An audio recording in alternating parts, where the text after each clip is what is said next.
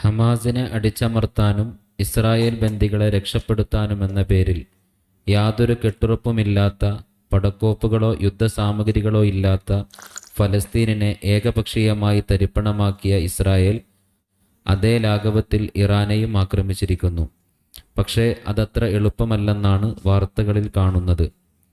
രൂക്ഷമായ യുദ്ധം പൊട്ടിപ്പുറപ്പെട്ടുവെന്നും ലോകമാകെ ഇതിൻ്റെ കെടുതികൾ അനുഭവിക്കേണ്ടി വരുമെന്നുമാണ് നിരീക്ഷകർ പറയുന്നത്. ഷിയ ഭരണകൂടമെന്ന നിലയിൽ നമുക്ക് ഇറാനോട് മാനസികമായ അടുപ്പമുണ്ടാകാമോ? എന്താണ് അവിടുത്തെ നിരീക്ഷണം? അതല്ലേ പൈല അറിയേണ്ടുള്ളൂ, ബാക്കിയൊക്കെ എല്ലാവരും കേൾക്കണല്ലേ. ഇതിൽ അറിയേണ്ടുള്ളൂ ഷിയ ഭരണകൂടം എന്നുള്ള എനിക്ക് എങ്ങനെയാ മനസ്സിലാക്കിയതെന്നാണ്. ഇറാനോടിപ്പം ഇസ്രായേൽ നടത്തുമ്പോൾ ഇറാൻ കിട്ടി തിരിച്ചടിക്കുന്നതുകൊണ്ട് അത്ര ലാഘവത്തിൽ കഴിയില്ല എന്നിപ്പം ബോധ്യപ്പെടുന്നുണ്ടല്ലോ.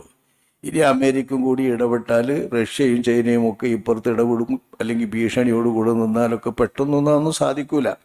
ഏതായാലും ഫലസ്തീനുകളോട് കളിച്ച അതേ നിർദ്ദയ രീതിയിൽ, ക്രൂര രീതിയിൽ ശക്തിയുള്ള ഒരു രാഷ്ട്രത്തോട് നേരിടാൻ ഇസ്രായേലിന് കഴിയില്ല. അത്ര എളുപ്പമാവില്ല, അതെല്ലാവർക്കും അറിയാം.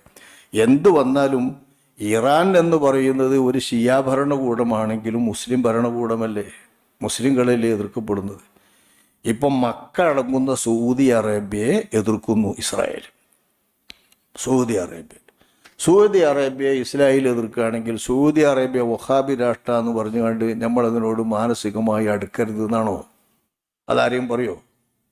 മക്കയും മദീനയൊക്കെ ഉൾക്കൊള്ളുന്ന സൗദി അറേബ്യ ആക്രമിക്കുകയാണെന്ന് കണ്ടാൽ ആ ആക്രമിക്കുന്ന രാഷ്ട്രം വഹാബി ഭരണകൂടമാണ്, അതുകൊണ്ട് ബിദഅത്തിന്റെ ഭരണകൂടമാണ്, സുന്നികൾ അതിനോട് അടുക്കണ്ട, അതിനോട് മാനസികമായി അടുപ്പം വേണ്ട എന്ന് പറയാൻ ആരെങ്കിലും തയ്യാറാവുമോ? വല്ലവരും?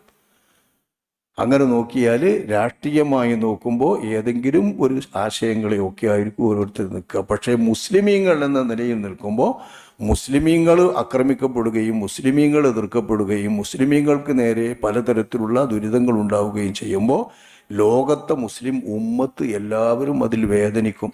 എല്ലാവർക്കും അതിന് മാനസികമായിട്ടുള്ള അടുപ്പവും മാനസികമായിട്ടുള്ള അനുഭാവവും എപ്പോഴും മുസ്ലിം രാഷ്ട്രങ്ങളോടായിരിക്കും എന്നത് ഉറപ്പാണ്. പ്രത്യേകിച്ച് ജൂതന്മാർ എന്ന് പറയുമ്പോൾ ഏതായാലും അങ്ങനെ തന്നെ വരും. കാരണം ആ ജൂതന്മാരെ ഒന്നിച്ച് തടയുകയും കൊല്ലുകയും ചെയ്യേണ്ട ഒരാണ് ഉമ്മത്ത് മുസ്ലിമ.